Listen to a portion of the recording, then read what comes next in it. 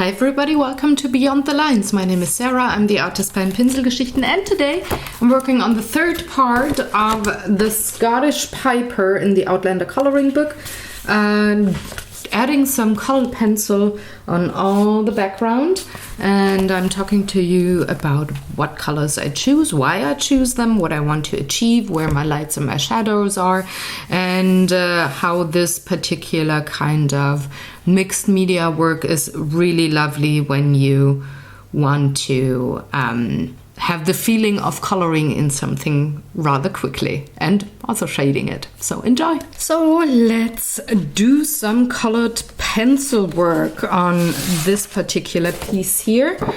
I'm just going to put one of the cardstocks behind my piece because I'm only working with colored pencils. And I want to start with the background, so it's way easier for me to have the right amount of colored pencil on top if I work background to foreground. So I'm going to start with the sky and the clouds here, and I will add some colored pencils because that is just something that I like to do. On acrylic paint, just to have a little bit of a contrast and add more depth, you know. So I'm working with my polychromos today, and for the sky I will start with sky blue, ha ha ha ha, pun kind of incoming, cold gray number 2 and cold gray number 5. All the pencils that I'm using will be listed on my blog, so you don't have to write them down in case you want to have the same color combo going on. And I will just go around those clouds here and add a little bit of a light blue just to brighten up the sky a bit. The acrylic paint, as you can see, is really good for me to layer colored pencils on top because it has quite the chalky finish. So I can even layer lighter colors on top, which is something that I like a lot. You can't do that with every type of acrylic paint. You gotta have the ones with the chalky finish. But once you find those and put them down, you're good to go to put any type of colored pencil on top.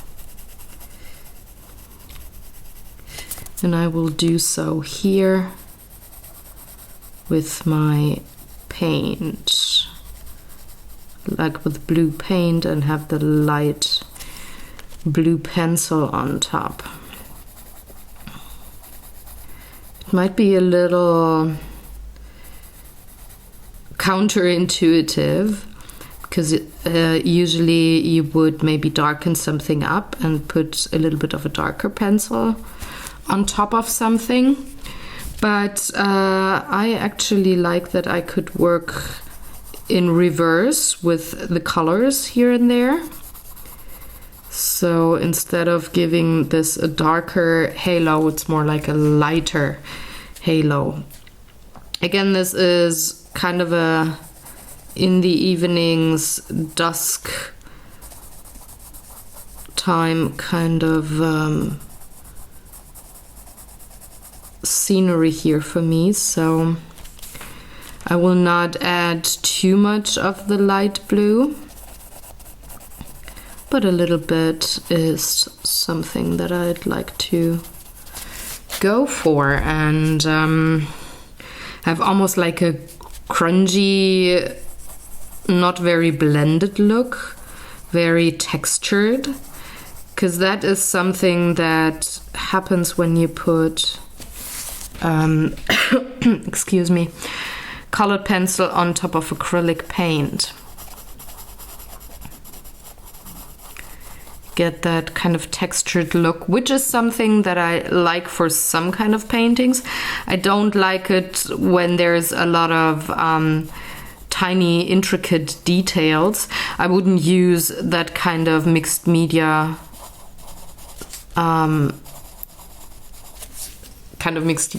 coloring for that. So I think it wouldn't fit very well on the next page in the book, for example. But on this very cartoonish looking picture here, like if you remember from the first two parts of this mini series here, the style was quite cartoonish, and I think it just fits way better when you want to work with these kind of supplies on a page like that. So I'm going in for my clouds before I work any more on that blue part of the sky. And I'm just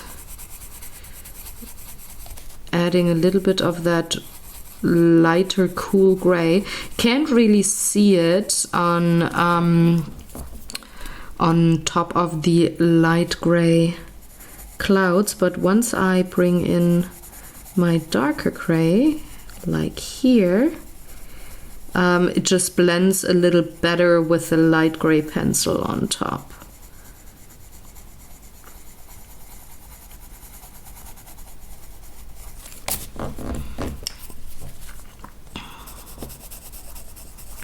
And you don't have to add tons and tons of pencil if you work with a style like that, because you have the underpainting for one, and also if you want to go for a more rustic kind of a grungy look, I think this is just a nice combo to work on something rather quickly.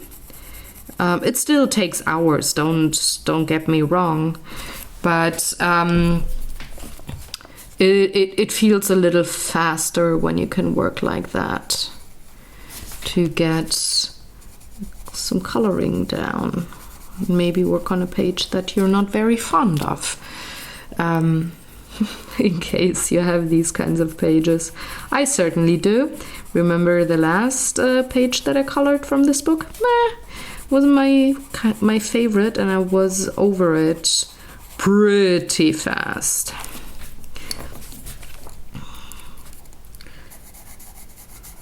If it wouldn't have been that intricate with what was shown on that page, I would have actually used the acrylics on the previous page just to get things down a little quicker. But that didn't happen because, well, like I said just a second ago, I didn't think it would fit very well on that particular page there. There was just too much going on, and then not having a rather smooth kind of finish would have made the other page even more busy, and that is something I didn't want to go for.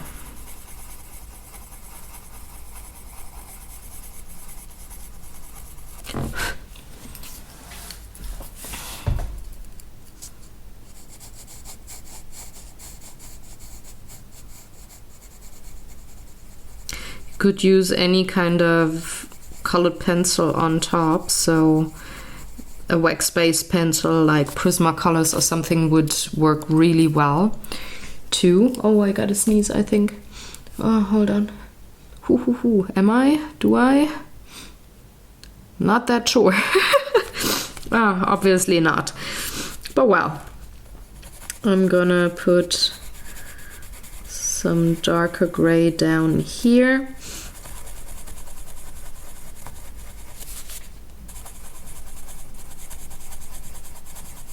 Around that yellow tree, so that the tree will pop even more.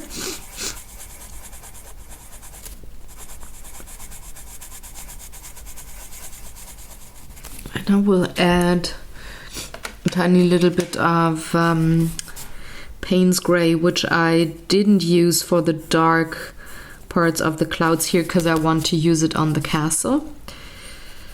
So I did choose a different kind of a dark gray to go for the clouds, but for one I can already outline the castle, and also I can use it for a little bit of a darker section of those clouds.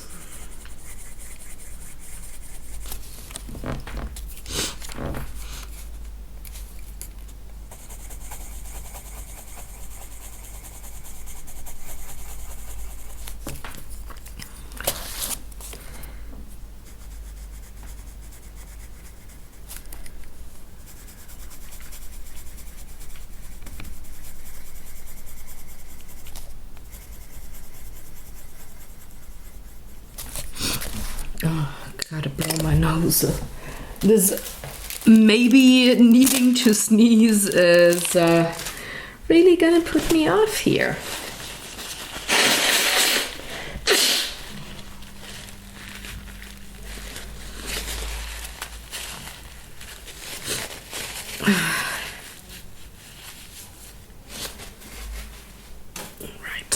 I'm also going to introduce a bit of a white pencil here on those upper parts, just to have a tiny little bit of a highlight. Not really a highlight, but just a little bit of a lighter shade.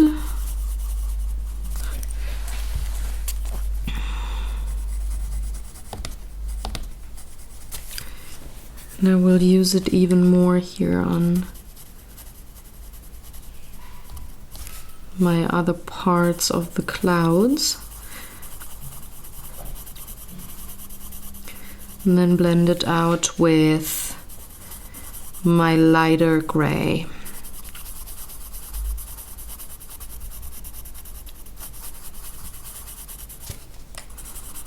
So there's just some darker clouds, some lighter ones in the sky, because I think the light comes from behind the Piper, but from the upper or from the left hand side maybe. So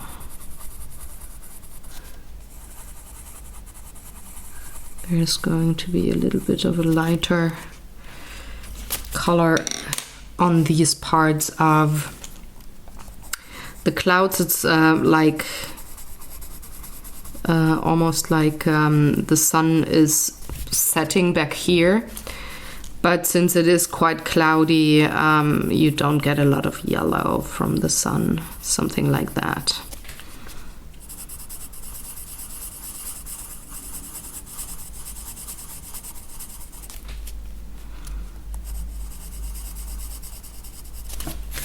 I'm also using a little bit of the dark gray because I want the clouds to come together.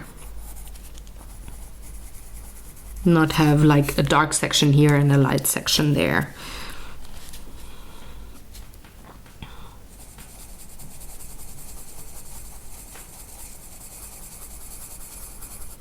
Just very soft touch.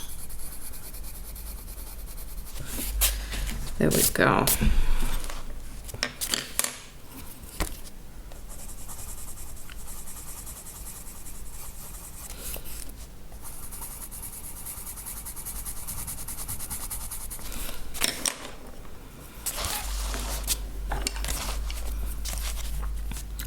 So I'm starting with my white again.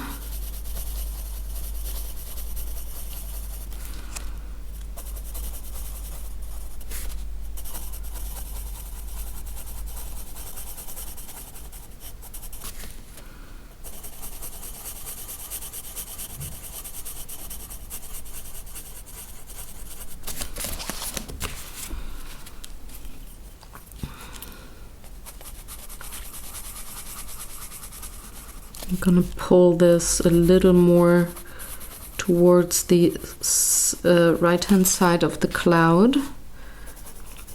Just a little more to have a little bit of a lighter section there.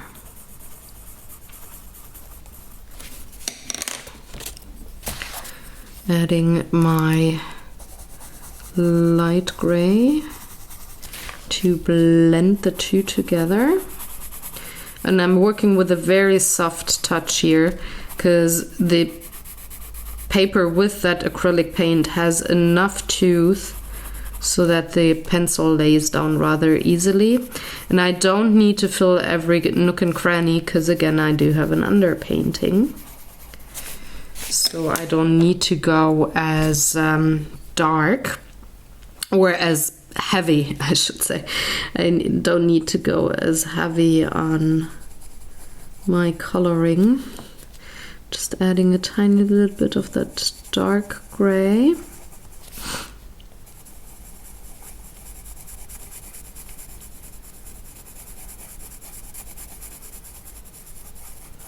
Because it feathers out from the very dark right hand side towards the left hand side of the picture.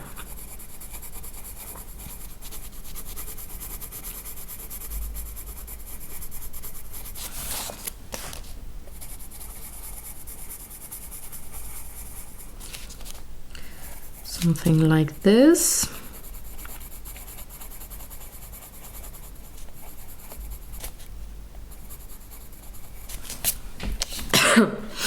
Excuse me. And now I can bring in a few more darker shades for the sky.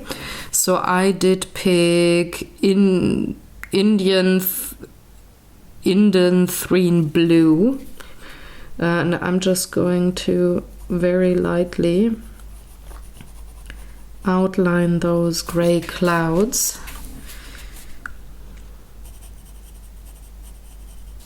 Really softest touch.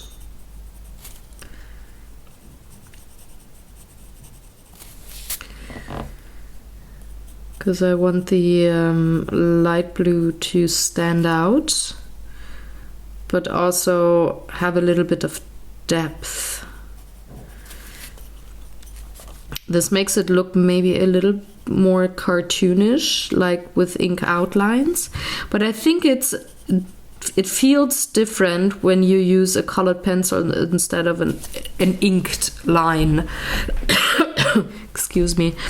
So I'm actually fine with going over the lines that were drawn in by the illustrator, but it gives it a little different of a feel with the colored pencil instead of a black inked line. Also, this is a different kind of color.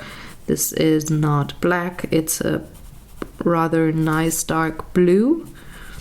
So it just gives this part of the picture a different kind of feel.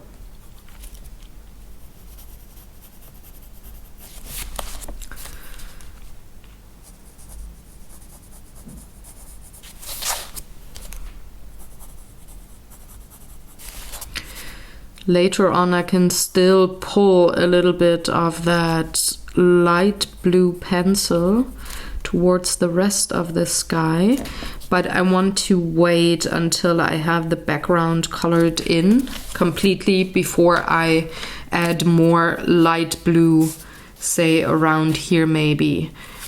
Or before I maybe add a little bit of a darker blue towards this section here. I want all the plants and the castle colored in first so that I know how much I need to darken or maybe lighten up.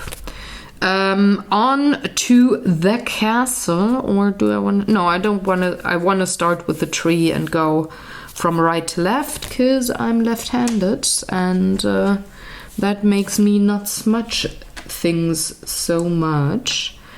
I'm going quite a bit darker here with a lovely cadmium orange.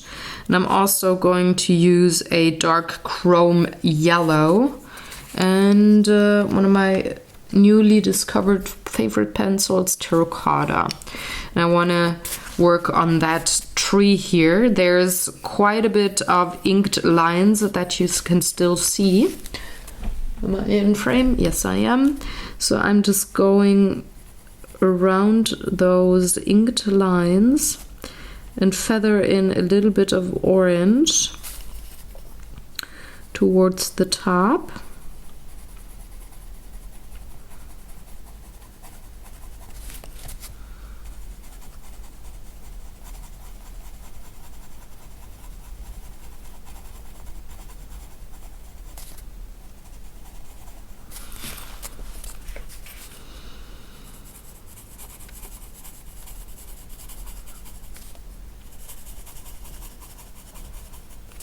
This looks quite heavy, true, but when I blend it out with my dark chrome pencil,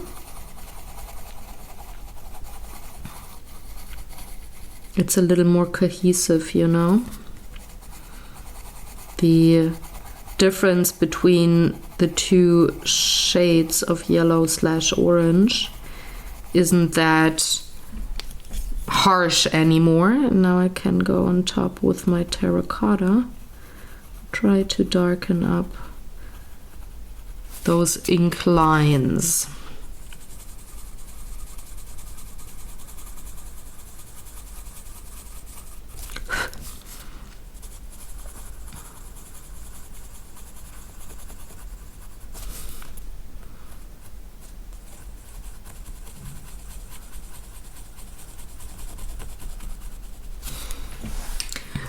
On to the next part.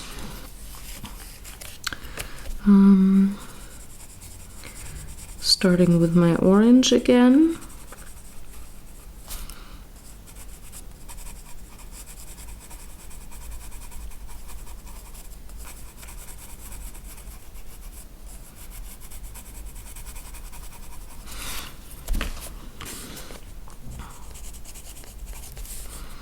I'm going around those cream colored leaves to make them pop even more against that golden yellow.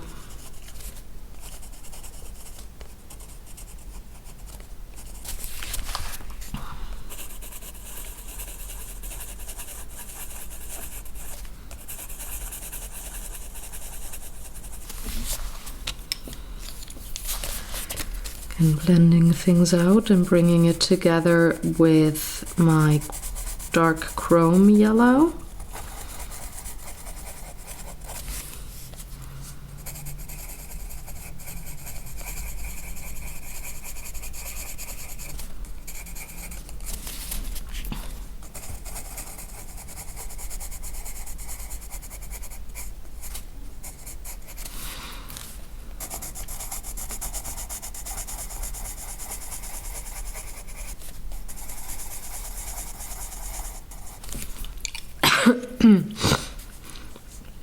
And adding a little bit of my terracotta towards the sections I want to have a little bit darker.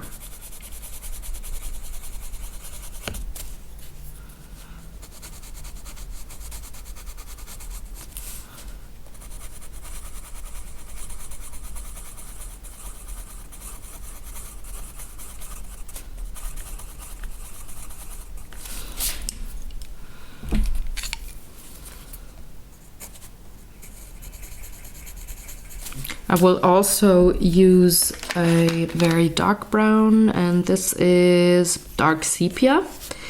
I'm going around those leaves here, those inked lines, and incorporate them into the pencil look.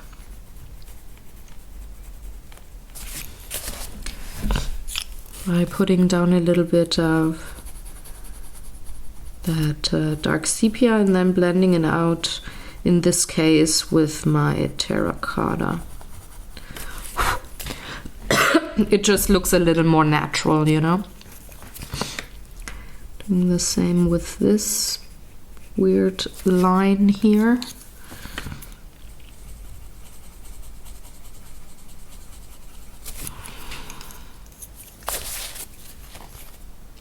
And the next section as well.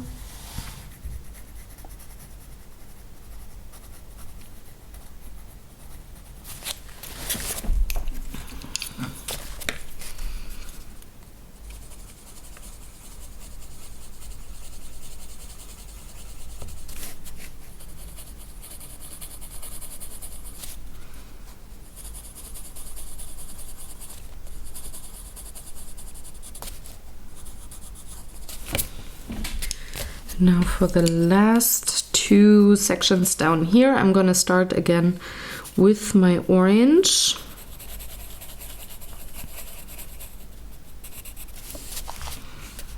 I think this color just really pops very well against the background and I like it a lot.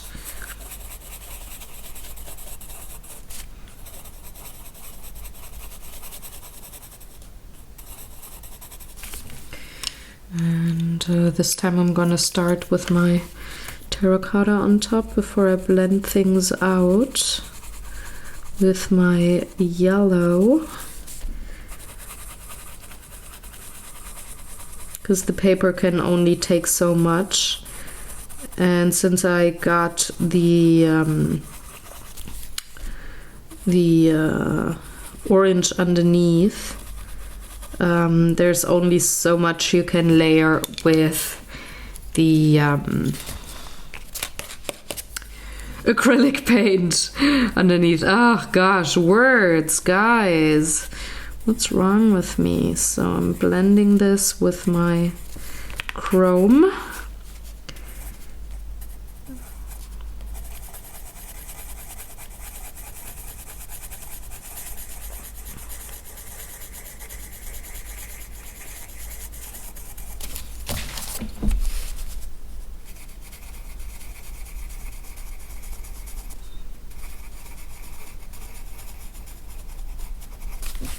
And then I'm bringing in my dark sepia.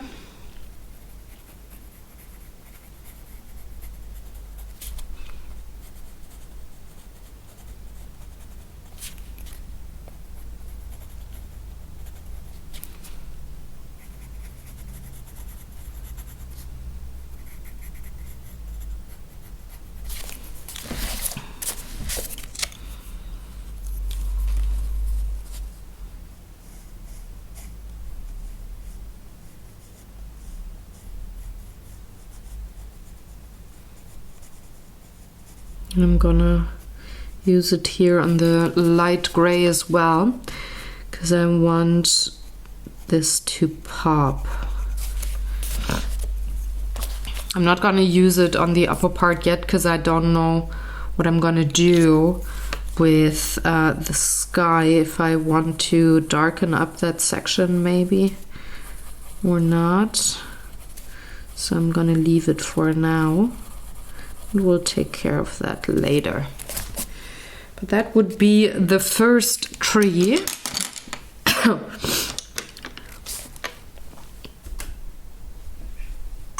Now I need to choose a color for the tree in front.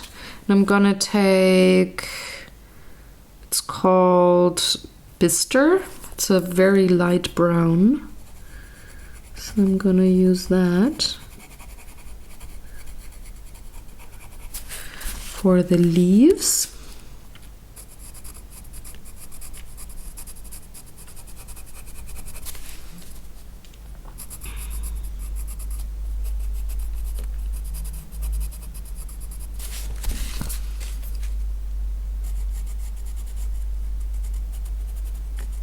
Going around the leaves and then add a little more on the bottom of those leaves. and a little bit of a dark brown, so the dark sepia for the branches. Like I said, you don't need much for that particular part.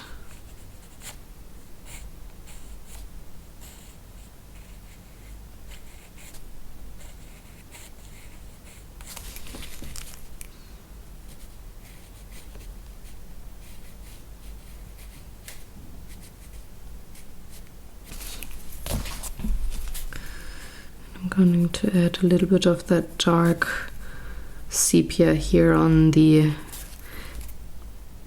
base of the leaves as well. There we go. Those are the trees. Now I'm going to work on the castle, and for the roof I'm going to take a little bit of a cooler tone. It's called Nougat, and I'm just going to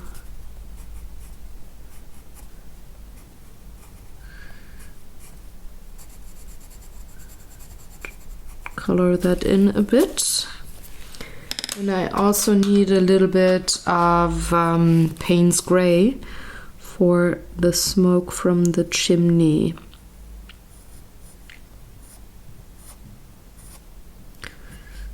So I'm setting that apart from the clouds in the back by using a darker shade.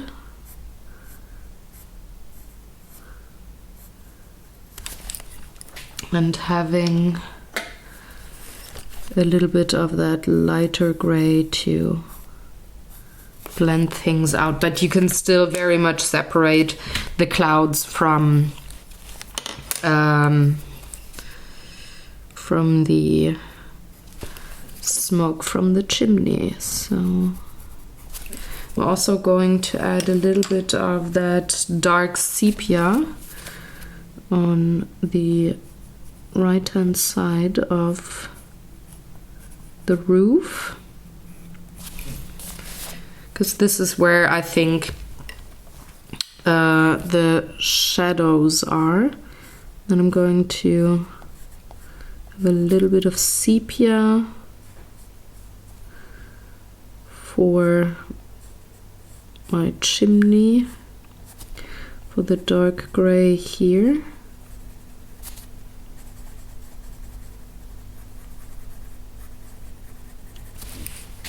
And then I'm going to introduce another shade of gray, which is Cool Gray number 4. And I'm going to add that to the bricks.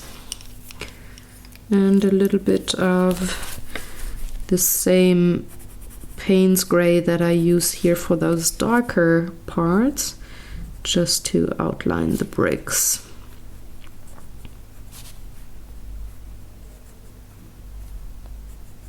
And just have a pattern somewhat visible.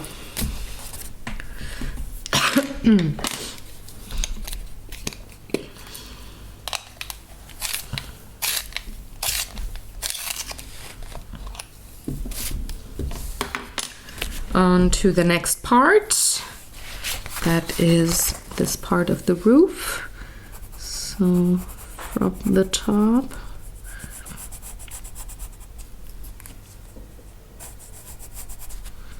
behind the chimney, there's going to be a little bit of a darker part, because I think this is where shadow is cast. And I'm going from the lower part and pull up a little bit of that brown.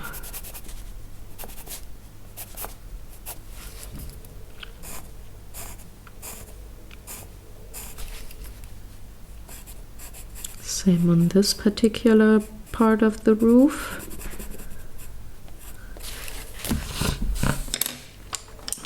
And then some sepia just to have a little bit of detail, because you could very well lose a lot of detail when you have acrylic paint used on your coloring pages.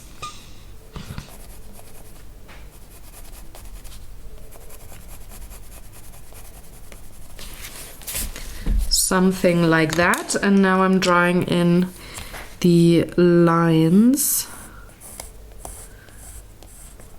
from particular parts of the house so that I don't lose the shape of the castle. And I can go on and darken up a few things, just pulling a little bit of Payne's gray very lightly towards the top around those lighter bricks, because again I'm going to outline them in just a second.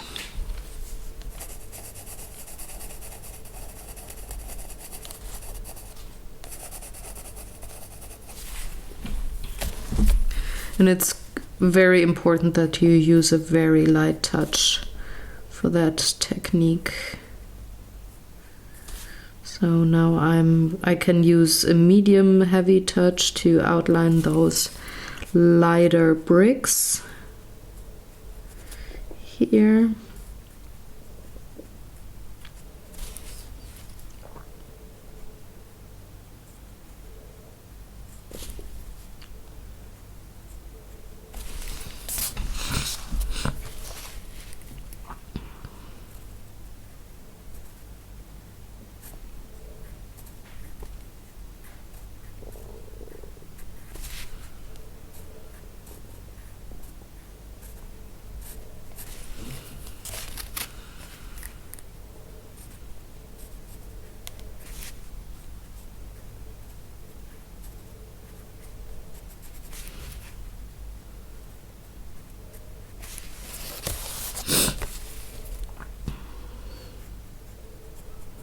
You just gotta take your time going around the picture and adding these tiny details.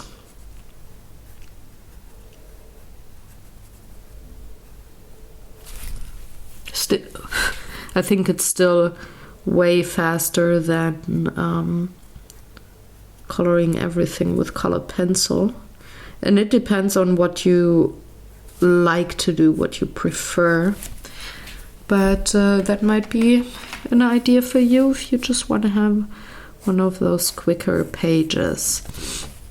I'm gonna introduce some black pencil here just to intensify some of those outlines. And also there's a window here that needs to be outlined well to not have any detail lost.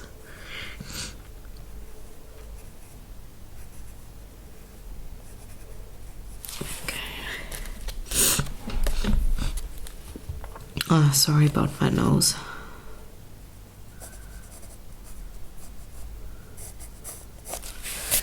So that would be that part of Castle Lear.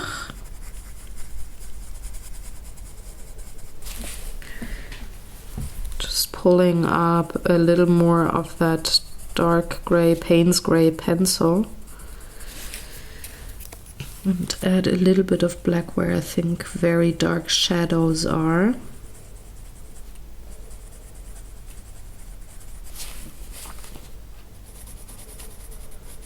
Just to have enough contrast.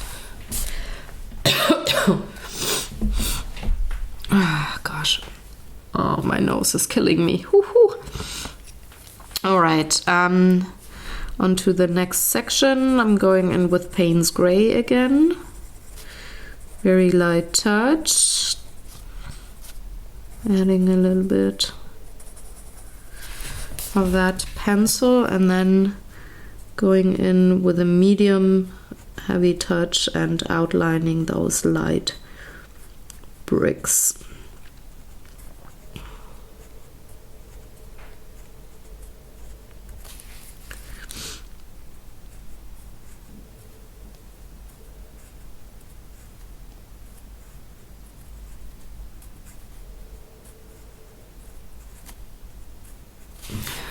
like so.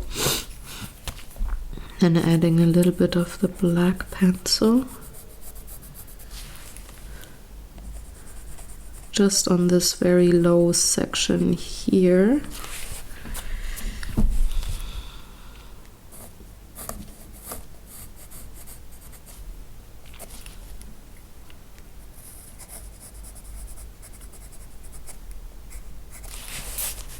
And then I can move on to the next part of the roof. There's actually two parts that I can color in the same time. So first that round tower.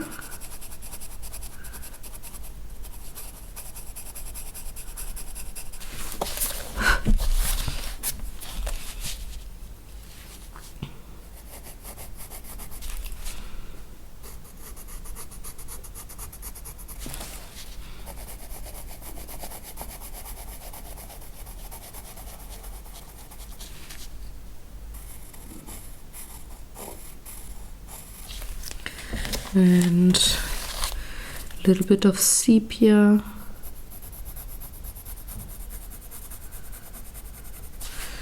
Towards the right hand side.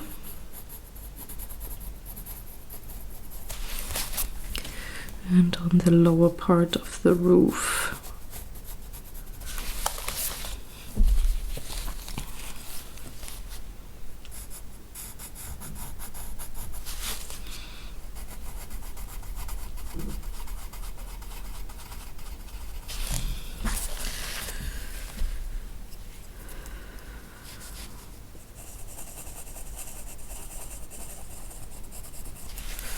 Something like this, and could actually right away color that roof here from the second chimney.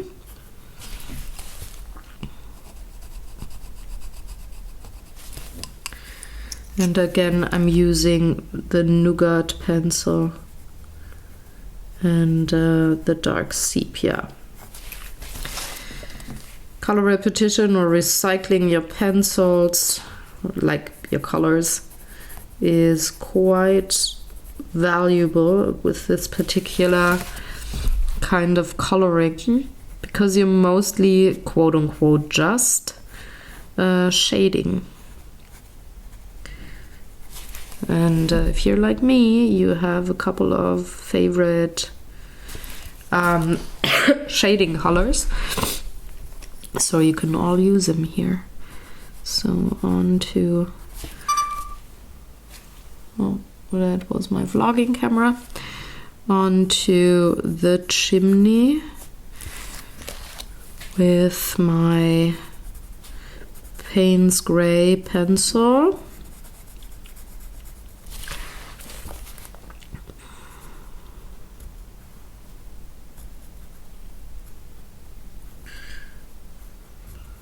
Outlining those lighter bricks. And then I go in with a tiny little bit of black here, where the roof of the round tower meets the brick of the chimney, just to set those two apart. So adding a little bit of black on the darker side. And then I can move on to the tower. So first I'm gonna outline it. Then I'm gonna sharpen my pencil.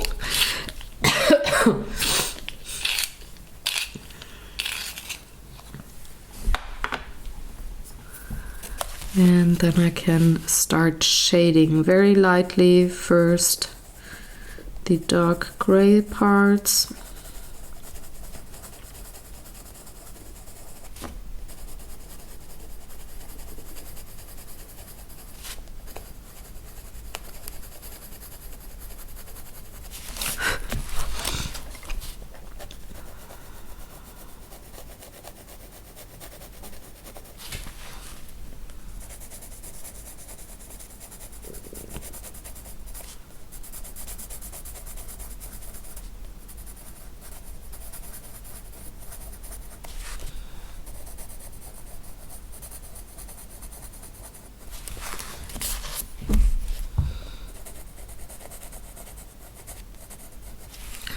Then outlining the bricks again, and then I'm gonna shade both the light gray bricks and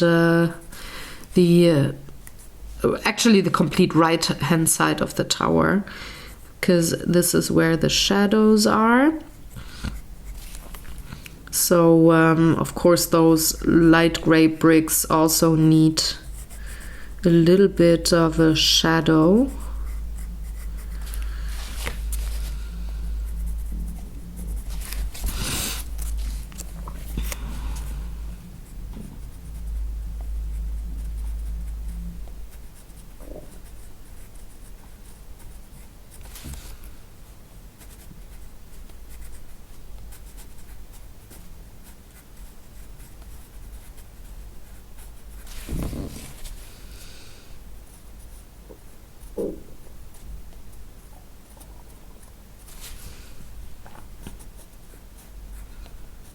So I'm just making up where the bricks are. I'm looking at the shape of the light gray that I had painted in earlier, and I'm just making it to be bricks,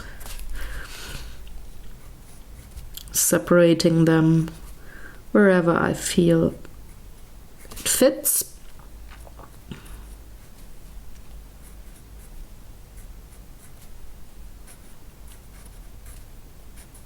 Pretty much giving it my own kind of pattern here, not necessarily the one that was printed in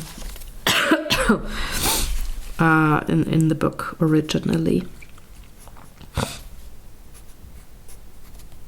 By the way, I'm sorry that there wasn't a Beyond the Lines video last week on Thursday, but I had said it in my Taco Clock vlog in case you haven't seen it. I was sick with hand, foot, mouth disease, or the enterovirus, whatever you want to call it. And I couldn't do anything with my hands, not hold utensils or dress myself, feed myself, let alone color or paint for a couple of hours in a row. So I'm sorry that I had to skip a week. But as you can see, I'm back now coloring. It's actually Monday that I record this video. So in only 3 days' time, this will be published. I'm adding a little more black to my tower, and also I'm going to clean up the outlines of those windows. I think they are windows. A little bit of dark here underneath the roof, just to clean things up. And down here I need to pull my Payne's Gray a little higher because I'm shading things. I don't want to have that harsh black line there, so I'm just gonna blend it out with my Payne's Gray. On to the next part, which is fairly easy to shade because there's no bricks, no nothing.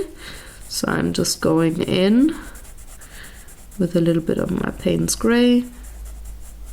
Nothing fancy. Taking my lighter gray, I'll just blend it out here. It's just a little closer to where the sun is. This is not a shadow side, quote unquote.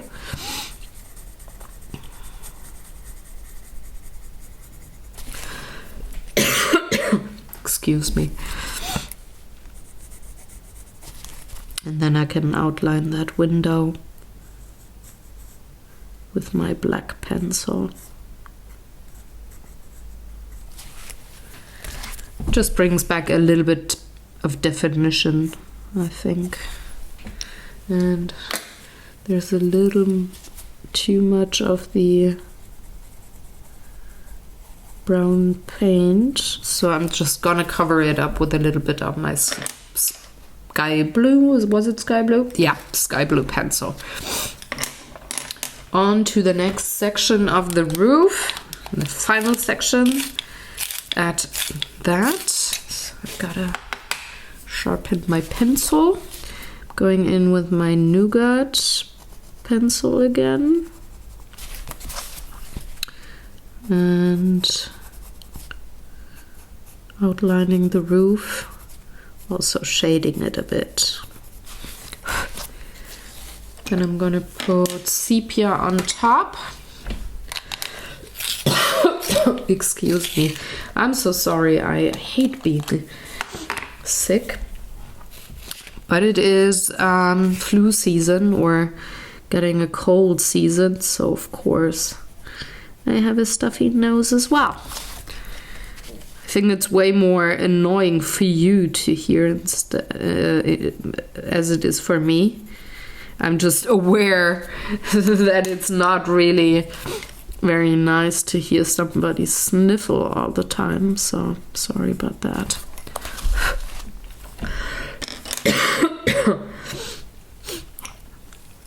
And also coughing all the time. Not very nice in a video. It will get better at some point. I've been sick on and off for quite a couple of months now.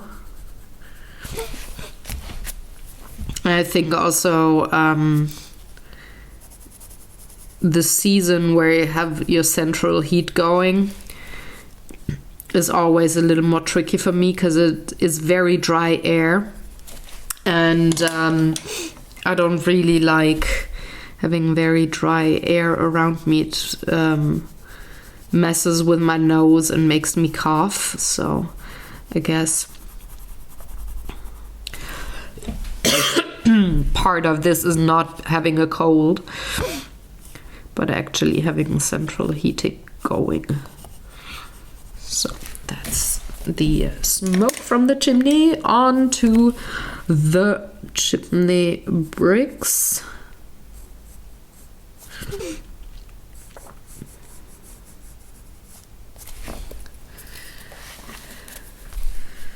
So I'm gonna do the reverse thing here and outline my light gray bricks first before I start shading the darker gray.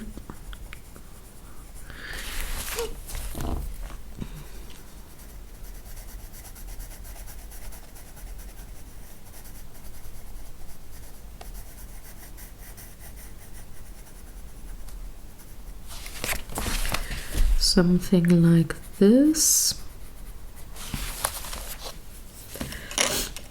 Adding a little bit of black to the part that is definitely shaded, just to darken it up. Then I'm gonna outline the roof. Just makes for a little cleaner look. And a little more of the Payne's Gray just to blend out that black. Not have it look too cartoony.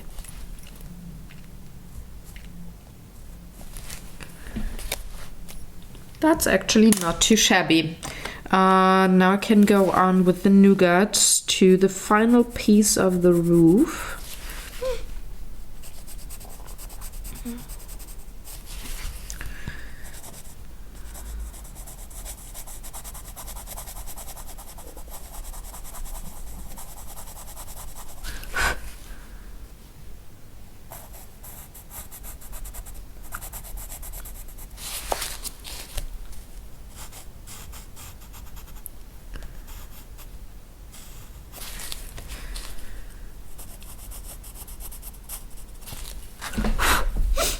And the dark sepia on top, again putting in some details, lines that I have lost while putting down the acrylic paint.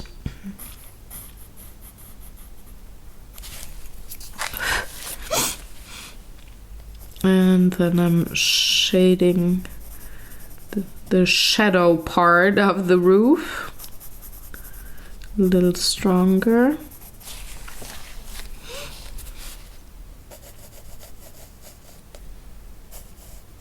And I'm gonna blend it out with my Nougat pencil.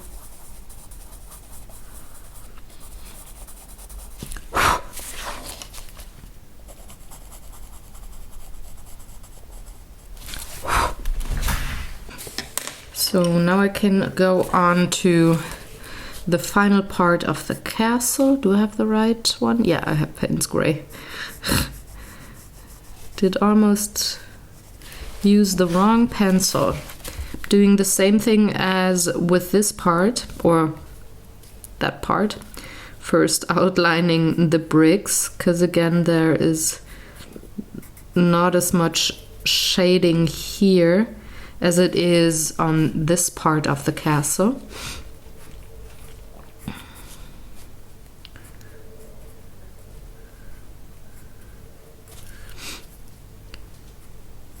The disadvantage of this particular way of coloring a page, so having the chalky acrylic paint underneath, is you go through your pencils quite a bit, so you got to sharpen a bit more. But I think that's fine. If you want to have a really thin tip, I would suggest you'd sharpen every time before you put the pencil down. I don't care as much, so I'm having a little more of a blunt tip of my pencil here. I think it just adds a little bit to the rustic look.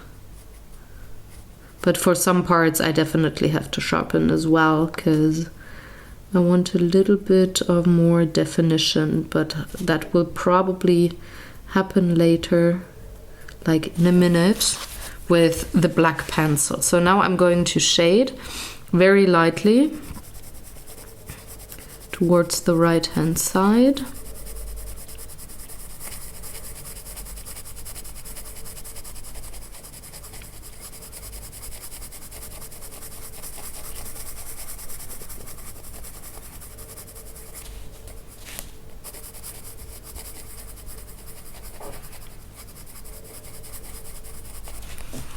And also underneath the roof here, because that casts a little bit of a shadow. Again, super light touch. The paper has quite a bit of tooth, so I don't need to press as hard to shade on top of the acrylic paint. Then I'm moving on to my black pencil. Adding a little more of a dark shadow here towards the right hand side, particularly around the tree, because I want that to stand out, because it is in front of the castle.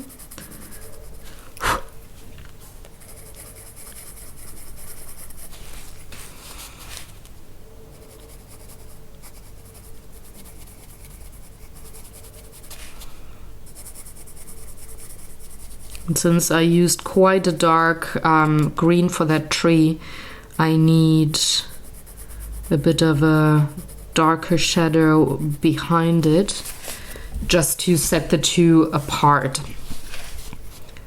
A little more the black here, and then around the window. Just making it pop as much as I can. And I'm gonna add a little bit of the black also underneath the other side of the roof, but I'm not gonna blend it into the gray stone wall part of the house. Maybe a little bit of black here. And also up here to set aside or set apart the tree from the roof.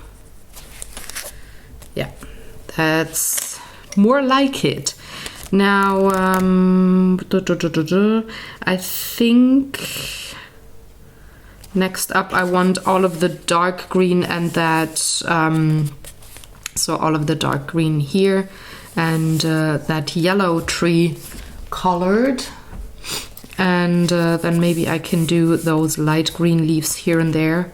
And that would be that for this video. I have to look at the clock that I don't go too long. And for the trees, I'm gonna take a little bit of a cooler green. So this is deep cobalt green. It has quite a bluish tint to it. I'm just going to outline the tree in front.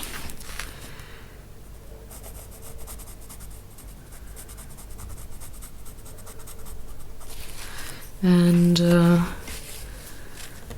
let me think. I'm gonna use a bit of my favorite shading color, indigo blue, just to add here on the bottom. And towards the right hand side of the tree.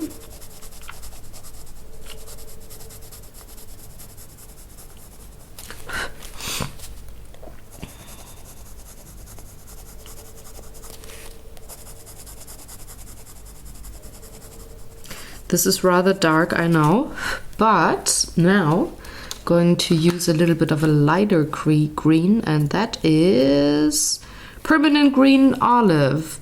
To have on the right hand side, have a few highlights.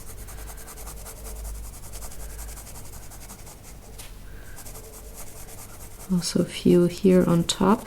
This is something that I really like about this technique. Just like with the sky, you can put a lighter pencil on top of a darker color without it smudging. You can really put down some highlights, and there is enough tooth on the paper from the acrylic paint, and the pencil really sits on top of the paint, and is you can have quite the opaque look of that colored pencil. Need a little more of that green up here. This is a little too block shape for me, so just want a few highlights, not too many.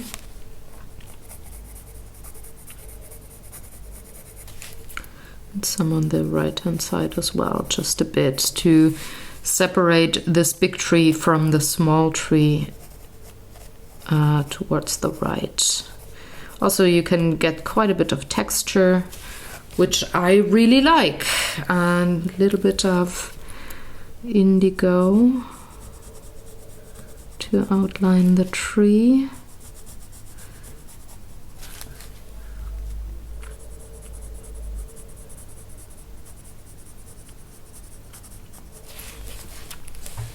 And a little more indigo here on the bottom.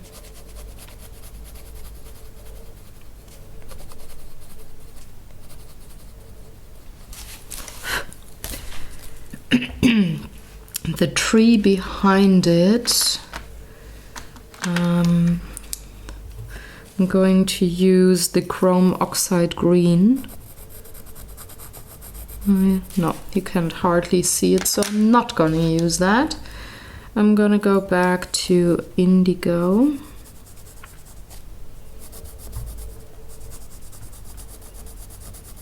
Because this tree has to be a lot darker. I'm going to add a little bit of my black pencil.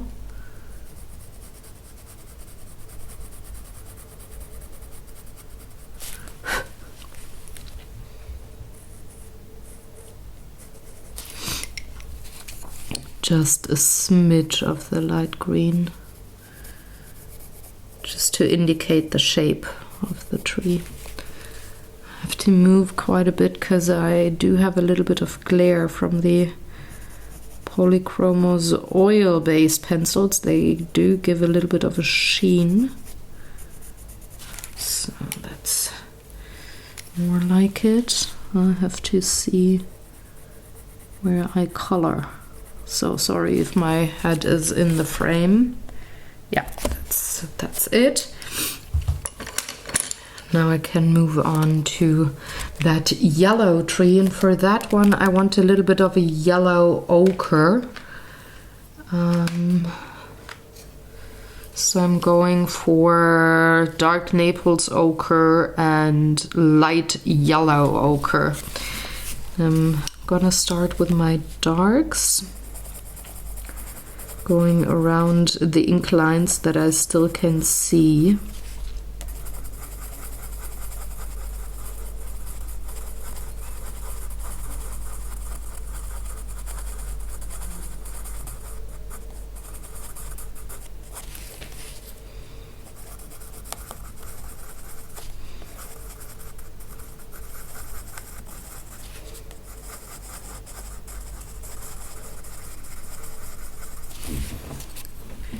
And then I'm filling in the rest of the tree with my lighter yellow, blending things.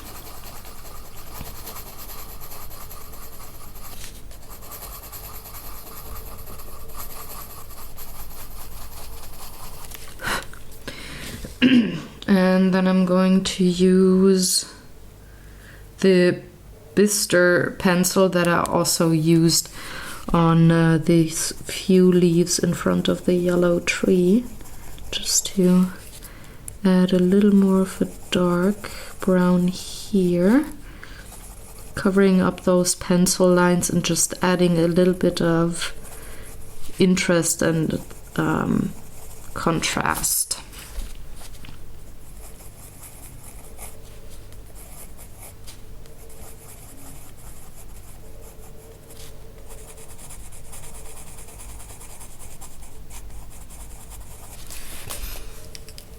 Just makes for a more natural kind of shape of the tree, like of the leaves, I should say. I should speak clearly, don't you think? So a little more of that down here.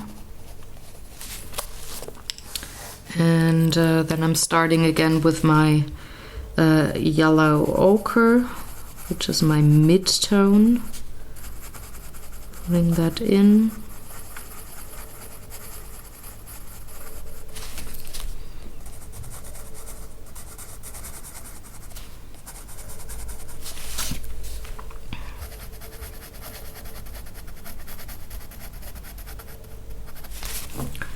And then again my darker brown.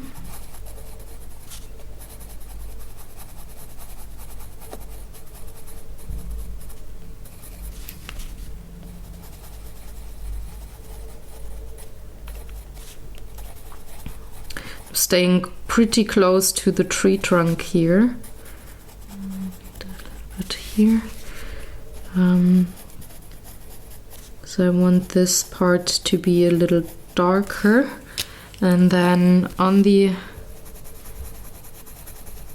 remaining parts, or actually across all of it, just gonna put some of my dark Naples ochre, just to give it a little more of a yellow tint.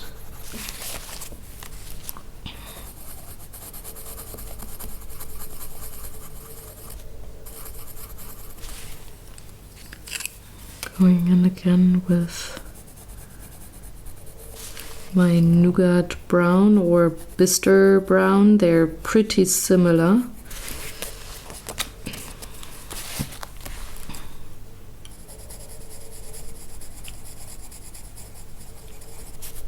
Especially here on the lower part of the tree.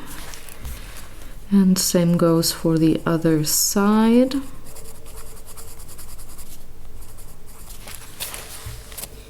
And then I can use my dark sepia for the trunk.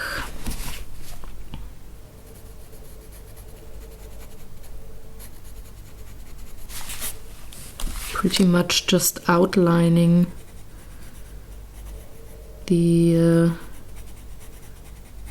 wooden parts here.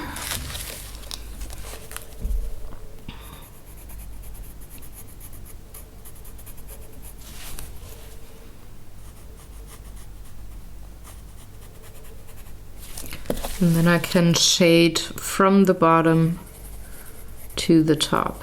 Doesn't need much, just a little bit of a darker brown towards the bottom. I'm also going to very lightly outline the tree towards the lower end, because I do have that dark green hedge around it and I want a clean line. Maybe a little bit of just a smidge of this sepia here and there to darken up shadows, or just have a little more of a section here around the branches where I think the tree will, well, have a natural shaded shape, if that makes sense. Something like this, just to have a little bit of more texture. Excuse me. Now I'm moving forward with the hedge. I'm using the same pencils I used here. So I'm starting off with a little bit of the lighter green up here at the top.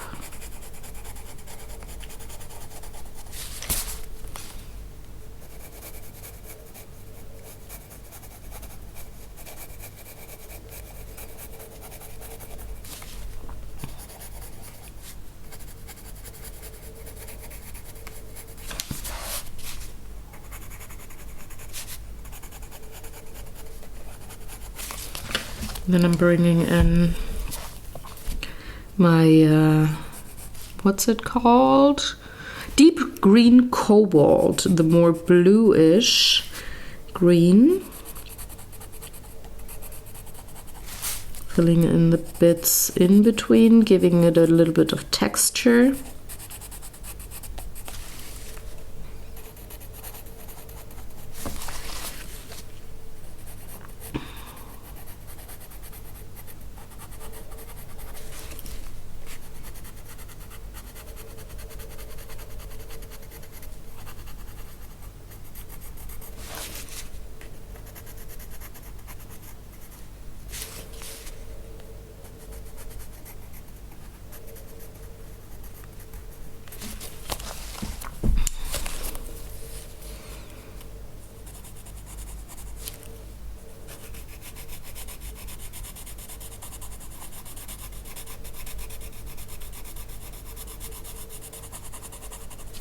And the further I go down towards the brick wall, the darker I go. And I will introduce quite a bit of indigo in a second.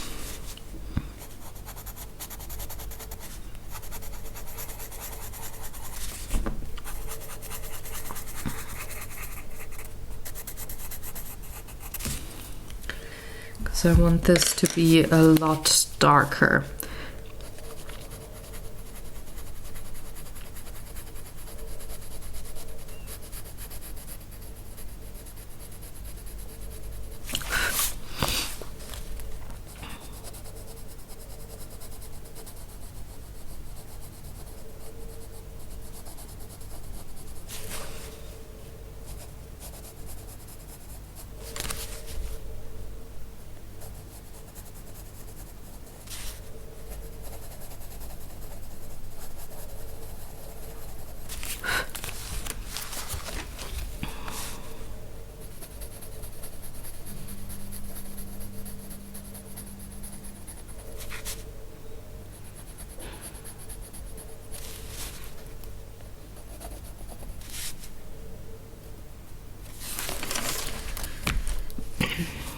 For some parts I'm just adding indigo, like on these tiny bits here, for example. Not gonna bother to have more than one color on these tiny bits.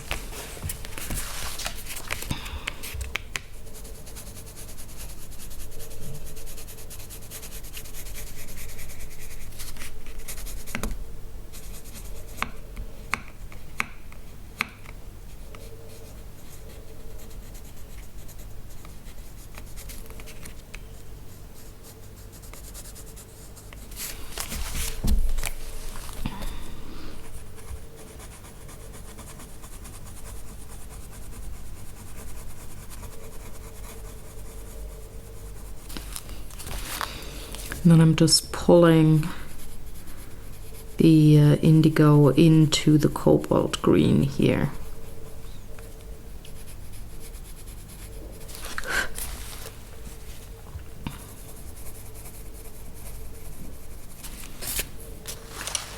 I will outline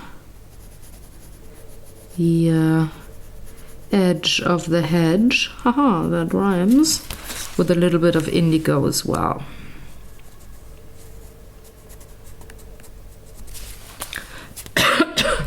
It just cleans up the edges a bit. A little more of the permanent green olive, just a tiny bit, to not lose my highlights, or my lighter sections, I should say. And now I want to have these leaves, that was the name, these leaves colored. I'm going to use the earth green, and I'm also going to use a bit of, think of a yellowish cream, so this is cream. Because the tea leaf, the green tea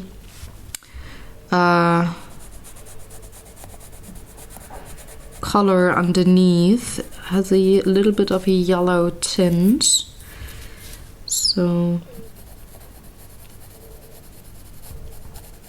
I'm using the earth green for the veins of the leaves that I can still see through a tiny bit. So I'm just using that, and I'm using the color also for outlining the leaves.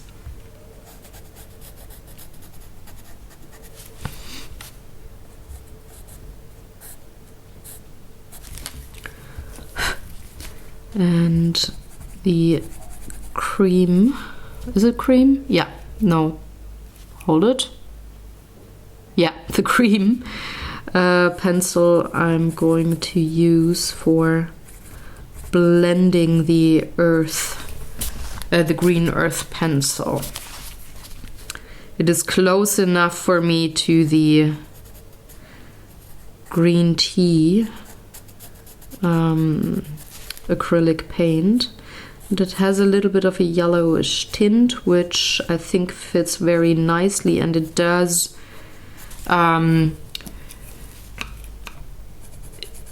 provide quite a bit of contrast to the very dark green hedge that I have behind those leaves, so they stand out a little more.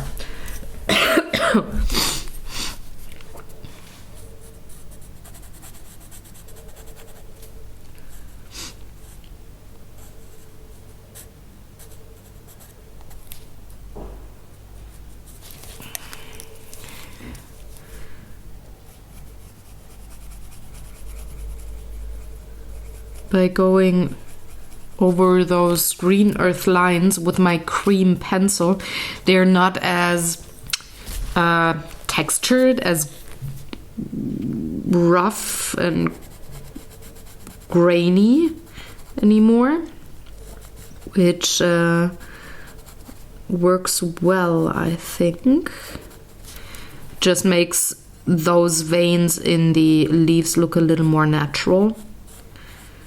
So need a little bit of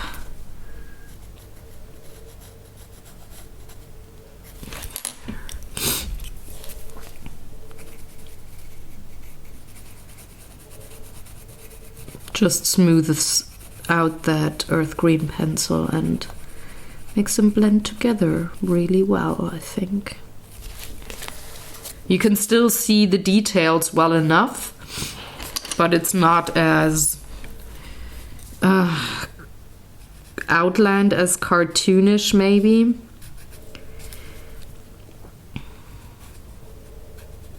Which is something that I like a lot.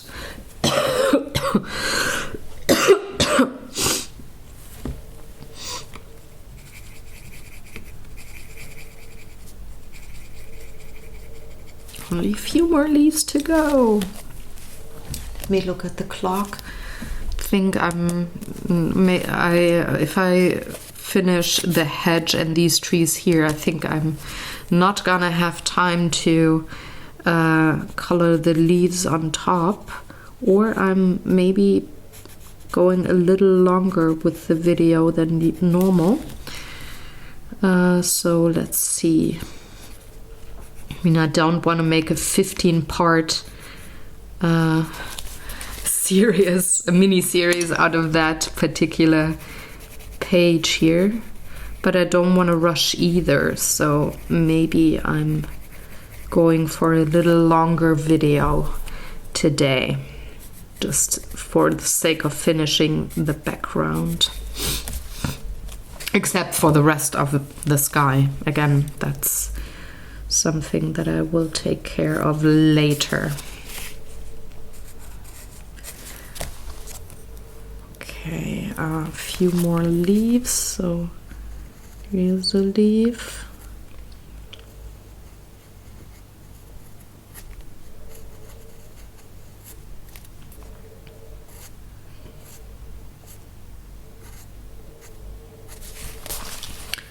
And then there's a leaf back here.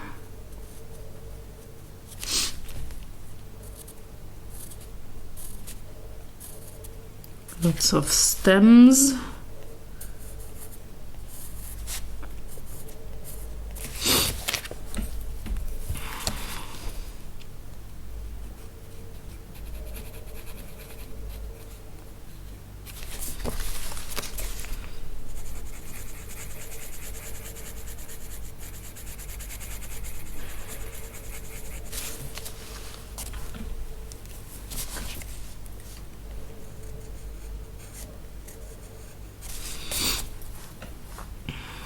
Will maybe add a little bit of indigo to the stems in a minute, because I want them to be a little darker. And again, color recycling makes for a nice way of shading, not having the page look too busy.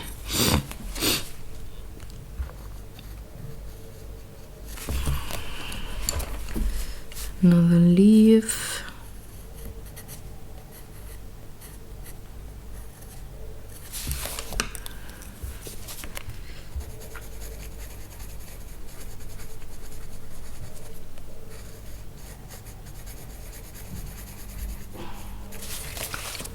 And the final stems.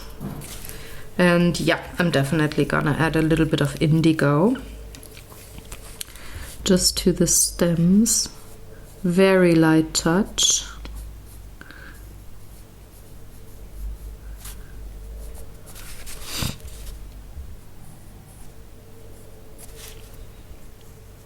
Just separates the stems from the leaves, and you can make them out a little better, I think. So gonna shade down here.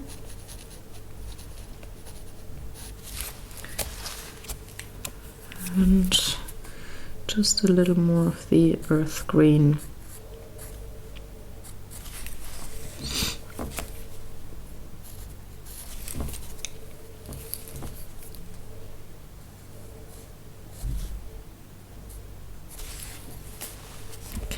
So that would be this section here. Now I have a little bit of dark green here. This is where I totally forgot to put in the acrylic paint when I colored the green background, so I'm just going over it with indigo blue, because that's dark enough. It comes either from the hedge or that tree here, and both of them are colored indigo blue towards the bottom. So now I can take care of these 3 bits, and I'm going to start with blowing my nose. If I find my tissues, yes I do.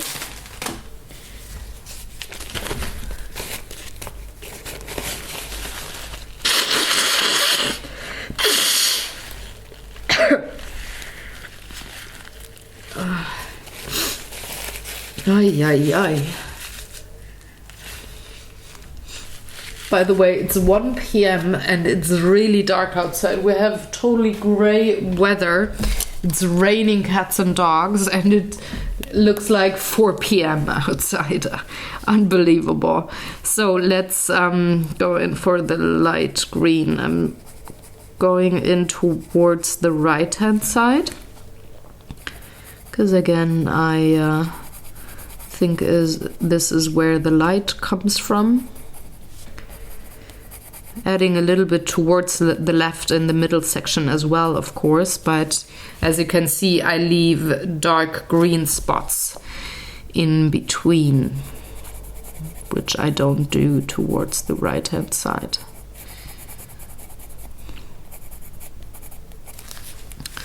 Something like this, and then going in with my bluish cobalt green. This is a rather cool bluish tint of the green. And then I do have the warm blue, which is indigo. And I think these two together make for a nice contrast. And you can play with your shades a bit, so you can have a little bit of a warmer tint and then a little bit of a cooler tint next to it. So I really like that you can play with that by using a very cool green and a warm blue together. That's something I really like. I think it just adds a lot of depth to a rather flat looking piece of art, like work in progress piece. It's not a lot that you gotta do to achieve a little bit of depth and contrast, guys. Shading the middle tree a little more extensively towards the left, towards the right, because then I do have that light yellow green as a contrast to the dark blue, and that will separate those trees, which then adds to, well, visibility for one, so you can actually make out the different shapes of those trees. Doing the same thing with the tree on the left, just really darkening up that part so that the light green here also is quite in contrast to the dark blue, so that you know, it's 3 or 4 trees, because that one actually looks like another small tree. So let's make it 4 trees, make it my own.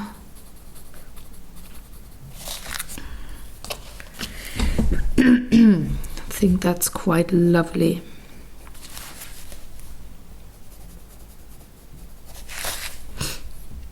And then I just gotta add a little bit of pencil to the hedge, and you see I used quite a bit more of that light green on these trees than I did on that one, because again, this is where the light comes from, and I think this is just a little more in the shadows. So a little more of that light green on the hedge. Using my cobalt green on the bottom.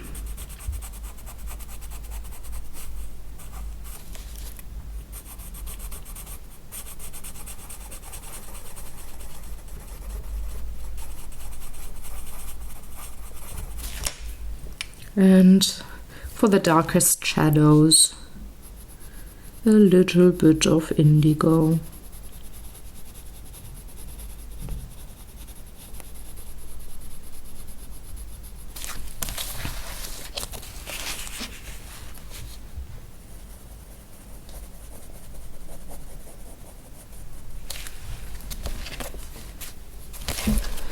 So now I'm going to outline my hedge here a little bit, just a bit with my indigo pencil.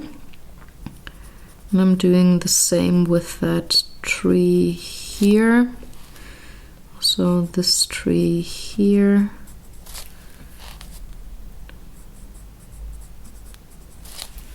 There we go. Because like that, it separates from the clouds in the background and pulls it forward just a tiny bit, which I think makes for a wonderful look. Now let me look at the time. Okay, I'm gonna pull a little bit of a longer session here, and I will color those leaves as the final bit, so that next time I can focus on the wall, and the last little bit that I will do is color the Scottish Piper. So I'm going background even more towards the foreground, step by step by step.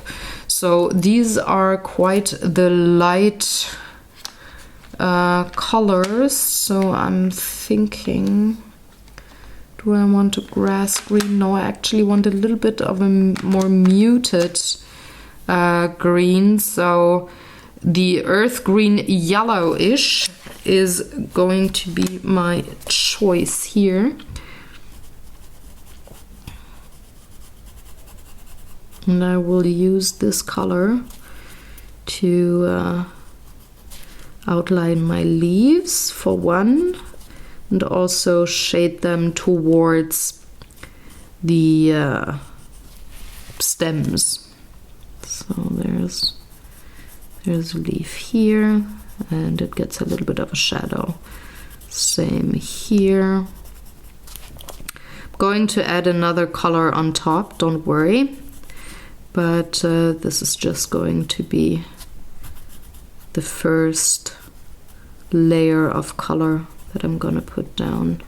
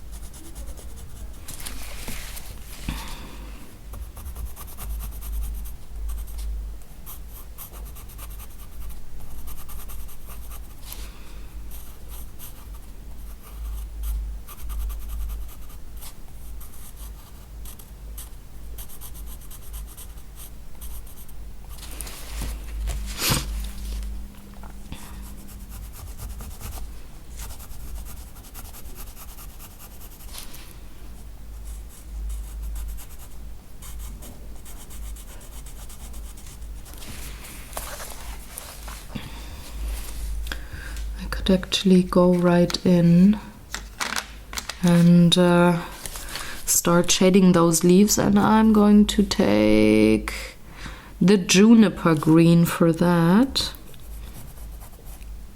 It's more of a cooler green, but not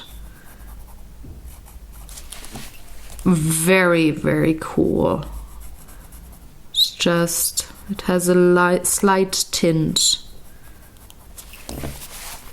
of a cool green, which is in contrast to my yellowish earth green here.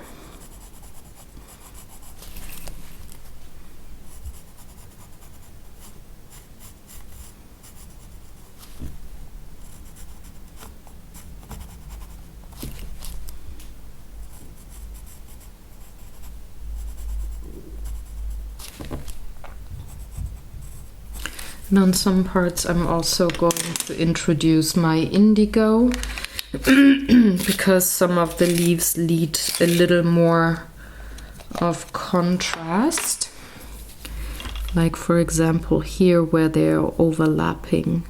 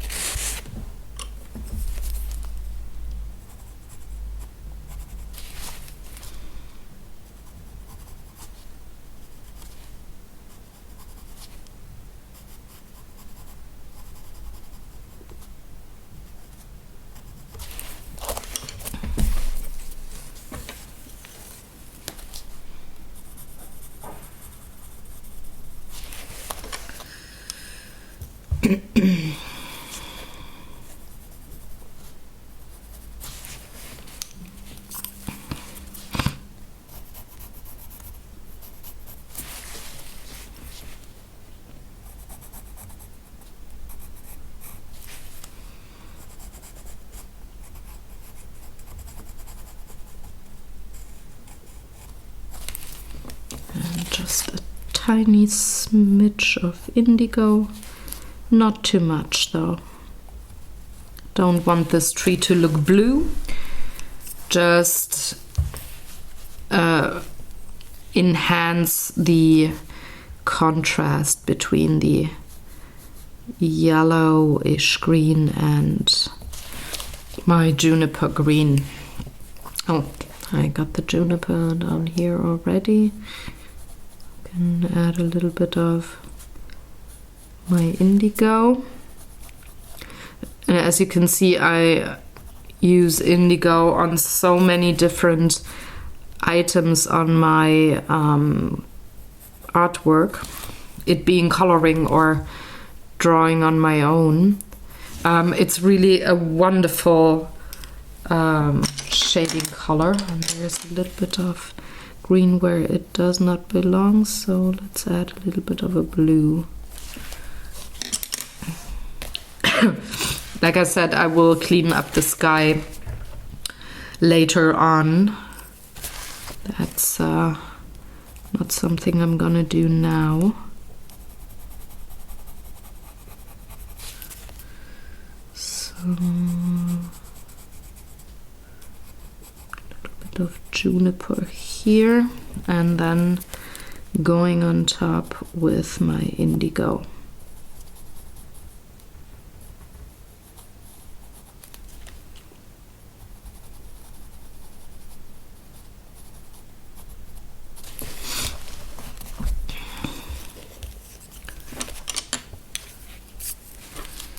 Same here on these leaves.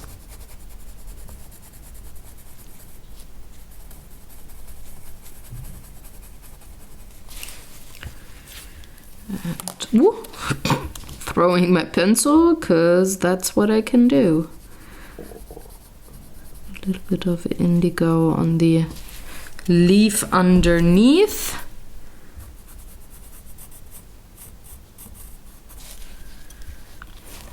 And a little bit of juniper here to clean up the edge of that leaf on top.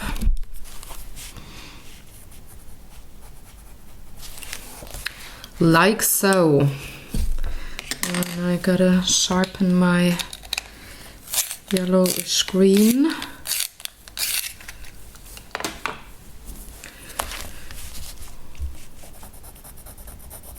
And finish these final few leaves here.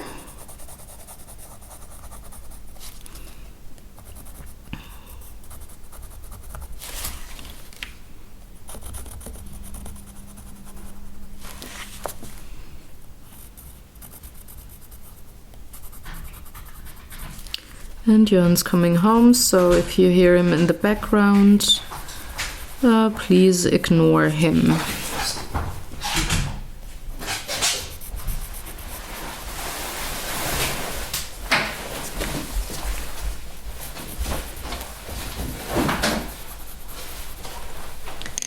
And I'm just gonna add a little bit of my juniper, so a little bit of juniper green to add some contrast to those leaves.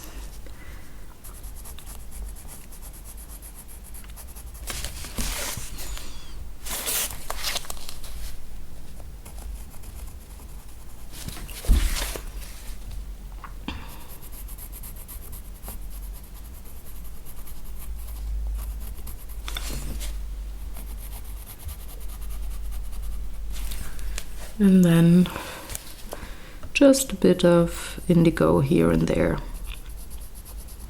mainly where leaves do overlap,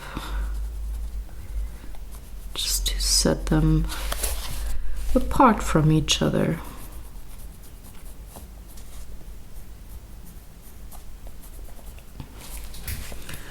I need a little bit of a darker tone here, otherwise it looks weird.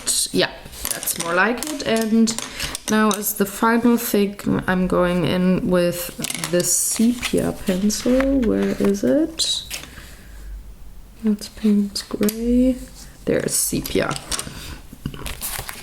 for the branches.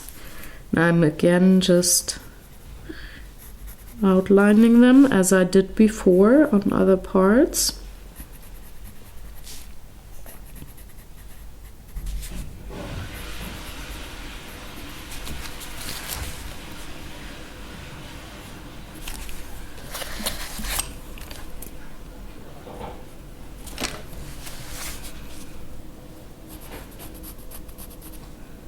Just going around the tree.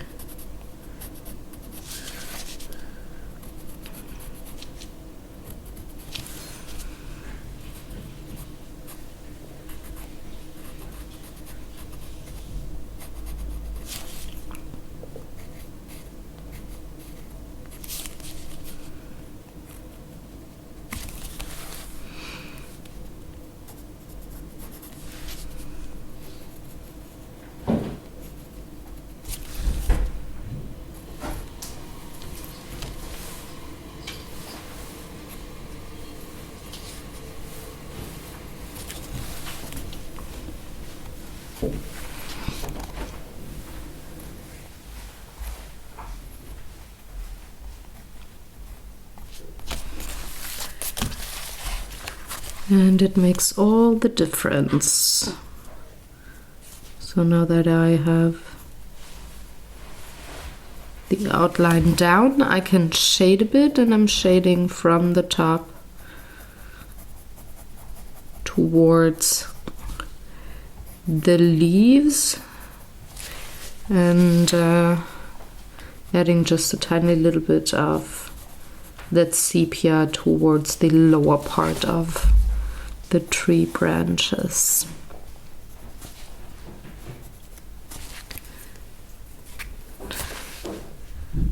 I think I like a tiny little bit of indigo too, just up here, just to darken things up a bit, and the same here. And that would be my background.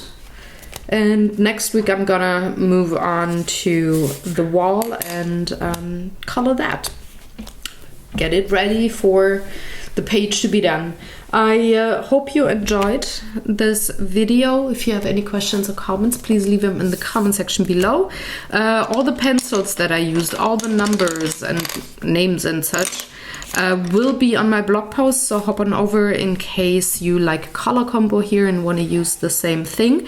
The link to my webpage is in the description box below, and on Facebook I do have the direct link to the blog post itself in case you watch this way after this video has been released, so you don't have to search for anything.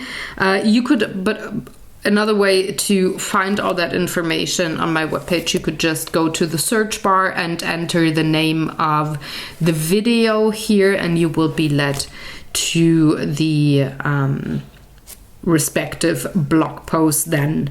Thanks again for watching. Have a lovely day. I would love for you to subscribe in case you're new. Peruse the channel. There's lots of different things that I do. And if you want to give me a thumbs up, I would very much appreciate that. I will see you very soon. Have fun coloring and have a lovely day. Bye.